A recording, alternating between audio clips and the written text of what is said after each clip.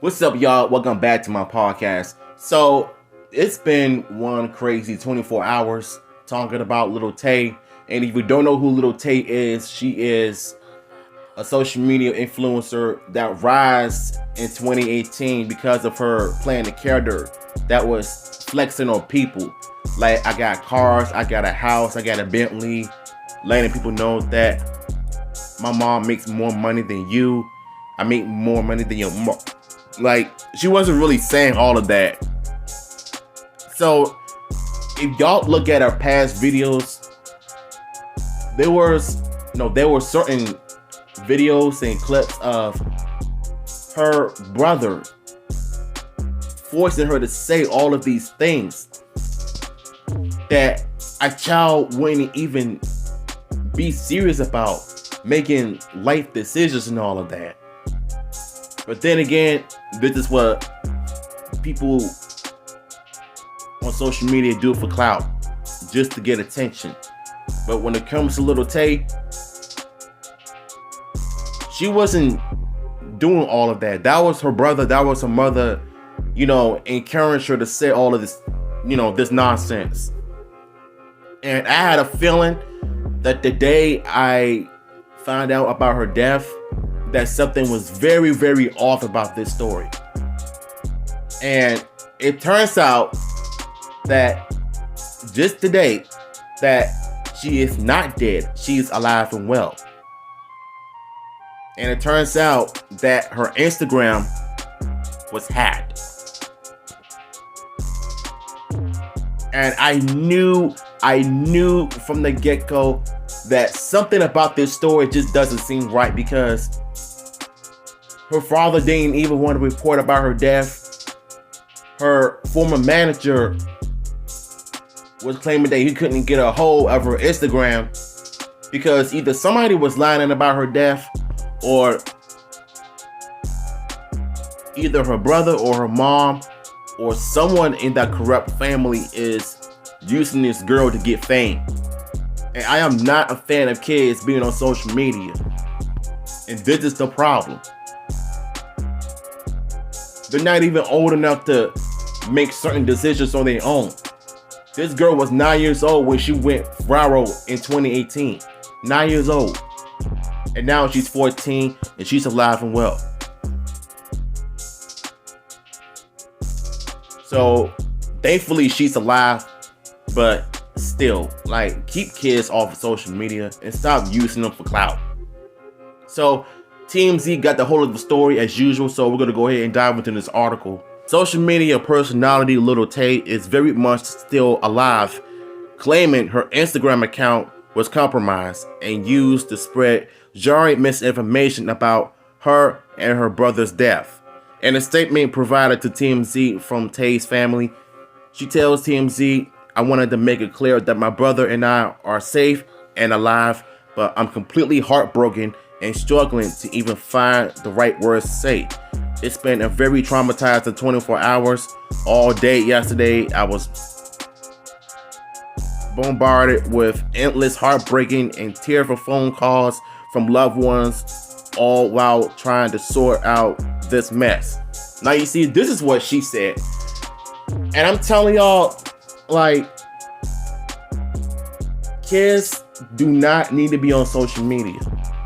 Because I'm telling you, from the bottom of my heart, please keep them away from social media. Because if they want to get on social media, you tell them no. Don't even try to convince them to, hey, you want to go on social media? You want to be on TikTok? They're not even old enough to be on social media, because you know what certain things the kids are doing on that app without parents' permission or supervise. You know what I'm saying. Because right now, every kid is on TikTok that is unsupervised. Is kind of scary. But I hope that this is a lesson to everybody that has daughters and sons that want to get on TikTok, on Instagram. You better make sure that they're on it for the right reasons and not to do some sexual exploited things on there. But I feel like this whole thing was a giant mess because I've seen a bunch of YouTube videos talking about the history of this human being, saying that how they're taking a dad to court, filed a lawsuit against him because he stole the money and tried to have her return to Canada. And by the way, she's Canadian too. I didn't even know this. But I just feel like the little brother and the mom were pretty much wrong on this because you're making her say all of these things knowing that she looked very uncomfortable doing it. She was only 9 years old at the time. Like, why force kids to do all of this on social media when I don't know. She also says my Instagram account was compromised by a third party and used to spread jarring misinformation and rumors regarding me to the point that even my name was wrong. My legal name is Tay, not Claire Hope. Then why did it say that her real name is Claire Hope instead of Tay? I'm confused on this part because isn't that her real name? Her government name is Claire Hope, not her legal name is Tay. Because Lil Tay is a stage name. Her real name is Claire Hope. I'm pretty much lost on this part. Tay thanked Meta for helping to get her Instagram account back, and the phony death statement has been removed. Good. I'm glad it did. What's still unclear is why it took Tay 24 hours to get the word out she's alive. What you mean? Why did it take her so long to say this? Dog, her Instagram account was hacked. Why would you even accuse a teenager of taking so long to say it when she was trying to get everything sorted out? This is a dumb part on this article. I don't like it. What's still unclear is why it took Tay 24 hours to get the word out she's alive, especially because she says she was aware her account was hacked and was getting phone calls about her death. On Wednesday, TMZ contacted the police in Vancouver area as well as family members who were totally in the dark and knew nothing of her passing. Now we know why. So whoever started this rumor about her passing, they need to be locked up. Because this is disgusting, bro. Like, you making false information about a child's death, knowing that she's not dead. It's just that her Instagram her Instagram account got hacked. But I'm still bothered by that question is why did it take her so long to say it? I mean, if you don't know, now you know.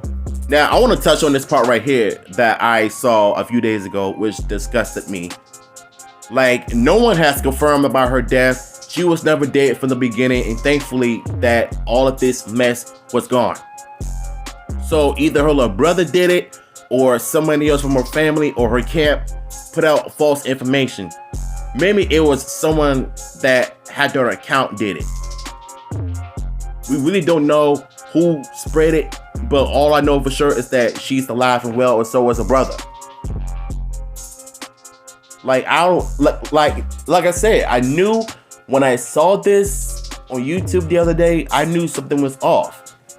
It's like people are using death to get clout, and I don't like this at all. Like, why are you trying to get clout, try to get attention from using death? Are you kidding me? Like, you ought to be dumb enough to make some false and fake reports on stuff like this. It's criminal. Tay's fake death was announced Wednesday morning on her Instagram. The statement said her sudden tragic passing is unbearable loss, adding her family is in complete shock, which was a lie. The statement also claimed her brother died. Her brother's passing adds even more unimaginable depth to our grief, which was also a lie. Because, like I said, I knew that it was fake all along. Don't believe anything you see on the internet, people, because if people are trying to use clout, try to use death or mental health problems to get clout, it's wrong. This is kind of disgusting on so many levels, and I'm not a fan of people having kids on social media because you know exactly what's gonna happen if you do. Y'all gotta watch what these kids are doing on there. Lil Tay got her fame as the world's youngest flexer that rapped and showed off a lavish lifestyle across social media. She's garnered 3.2 million followers on Instagram, but hadn't posted on the account since 2018. So she's pretty much taking a lay back because she's not as active as she was when she first blew up in 2018. So she's pretty much a private person, and I can respect it because I'm the same way too. I'm not the same person who goes on social media that is flexing and putting my personal business out there for the whole world to see and know, because they're gonna want to know more. And then they're gonna go on their platform and make videos on it. And then they're gonna judge people about it as well. So no, I'm gonna be the same private person like I was always. So I kind of understand why Lil Tay wasn't on social media as much, because everybody wants to be private, and I respect that. You recall Tay was caught in the middle of a nasty custody battle between her parents, Angela Tay and Christopher Holt. One we were told had been going on in court since 2018. Around the same time, the influencer went on radio silent online as well, because if you look at the exposed video of her little brother telling her to say these things, and Tay was telling her mom to stop. So it's pretty much letting me know that the mom is also in fault as well. Like, I hate when you have kids on social media, because you know the downfall of that situation is going to be like. So one of the biggest lessons I learned from all of this situation: don't have kids on social media. Keep them off until they're ready and responsible of what they do on that platform. I'm serious when I say this, because I don't want to see or hear another report on kids dying over of a challenge on TikTok.